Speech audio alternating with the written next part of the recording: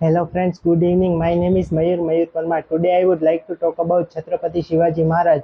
So please listen to me carefully. Chhatrapati Shivaji Maharaj was great king and brave warrior. He was born on 19th February 1630 at Shivneri Fort in Pune, Maharashtra. His mother name was Jijabai and his father's name was Sahaji Bhosle. He was grew up at Pune under the strict supervision of his mother and his teacher. Shivaji Maharaj is the founder of Maratha Empire.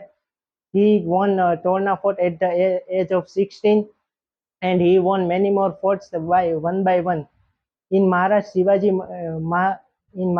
Shivaji Maharaj known many names like that: Shivba Raje, Shivrai, Shivaji Raje. Shivaji Maharaj is believed in equality and justice.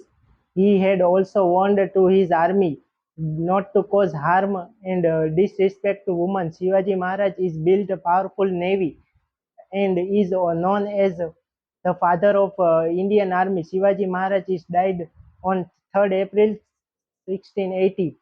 Uh, the Indian history is incomplete with the history of Shivaji Maharaj. Thank you so much.